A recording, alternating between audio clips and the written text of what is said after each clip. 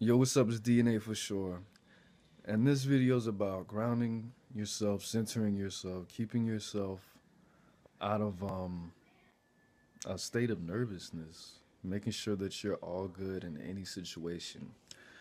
And this is a faking it till you making it tactic. If you watch my video on faking it till you making it, what that means is doing things that you would not normally do that someone else would do in a certain situation. Let's say if you want more confidence, you have to pretend in your mind or fake that you have confidence.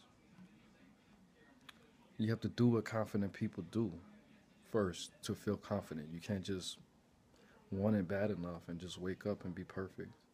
If you don't love yourself 100%, like I said in, I think it was about 5 videos back, maybe 6 or 7. If you if you wanna if you want more self love in your life, for example, everything you do has to be questioned, and the question that you have to ask is, what would a person that loves themselves 100% do in this situation or next? Or how would they have responded if they loved themselves 100%? What would they have done differently? What would they do next? Or what wouldn't they do?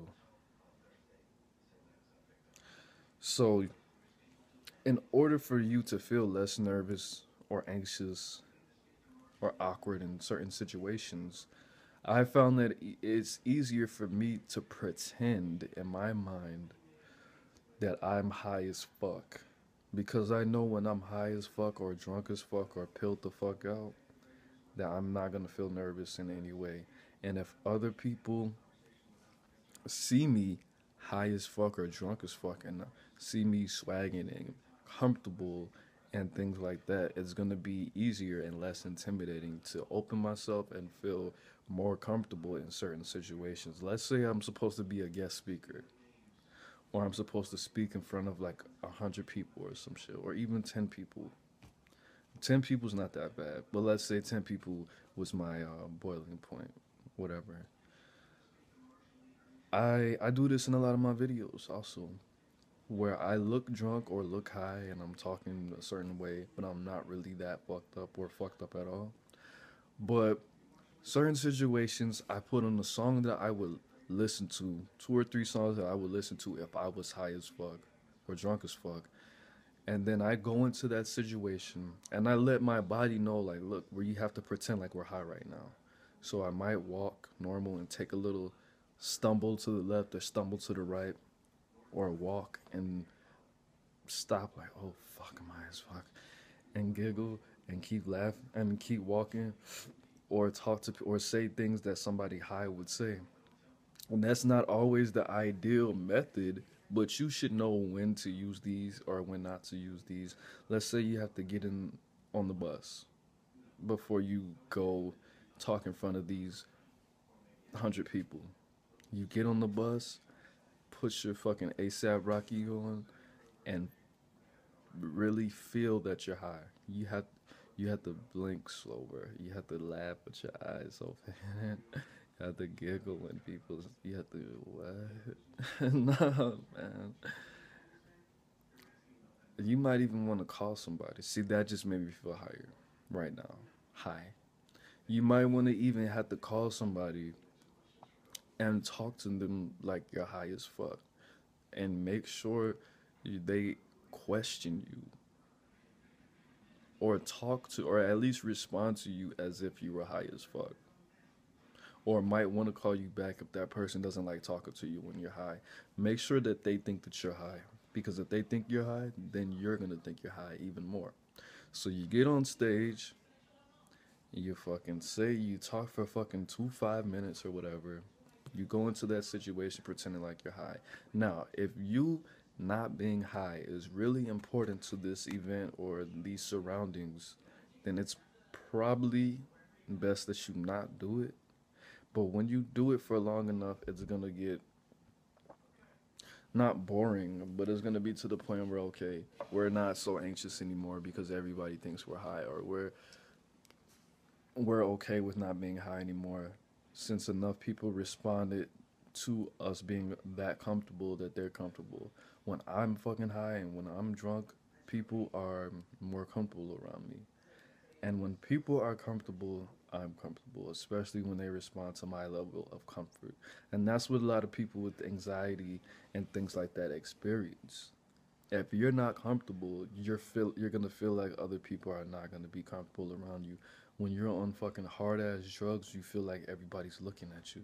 I went to fucking Mayors or whatever it's called, the grocery store, Meijer. Everybody fucking says it different. I went to that store. I was on acid. I was tripping hard as fuck, and I felt like everybody was looking at me. It was a couple of people looking at me, but the fact that I was uncomfortable and I was looking all crazy and fucking on a trip, everybody was responding to that. It's kind of like an animal. If you have any dogs or cats, not cats, if you have any dogs or anything like that, you know what I'm talking about. If you do hallucinogens around dogs, they respond to that. They trip with you. They share. It's some kind of link that animal owners, dogs owners have with their pets. If you're high, your dog's high. That's how you have to think of everything else. Just think about it as a car. Think about other people as a car. If you're drunk, your car's gonna respond like you're fucking drunk. If you fucking are mad and you push the pedal, your car's gonna go fucking fast and you might just get in an accident. So, pretend like you're high. And I'm not encouraging you to do drugs, but for all the people who do smoke weed and do get drunk and do pills and shit like that, that's a method I use. If there's anything, like if you have a lot of sex and right after sex you feel really good and shit like that, your endorphins and serotonin and all of that shit. So if you are, this is your first day of school, listen to some fucking R. Kelly or whatever you listen to right after or before or during that you having sex. Go in there, and the only thing you can think about is, damn, that pussy was good or that head was good, and you have to give that shit off. Or whatever your drug is. If driving fast is your drug and you only did the fastest that you went was 35, go in that bitch like you just did fucking 70 and a fucking 40 or some shit. Go in there on drugs in your mind. And you have to physically make these movements. You have to move like you're high. You have to blink like you're high. You might have to say things and walk like you're high off of whatever drug whatever drug that you prefer. If your drug is fucking recording in the studio, you have to go in there with the mindset that you just killed it in the studio, and that's the only thing you could think about is getting out this motherfucker so you could listen to that goddamn song 10 times in a row. And that's just my tip. That helps me. That's one thing I did learn about doing drugs and going around people. I tricked myself a lot, and I didn't suffer anxiety or have any symptoms like that. So if you feel like you're gonna go into a situation that's gonna set you off or trigger you, just pretend like you're high.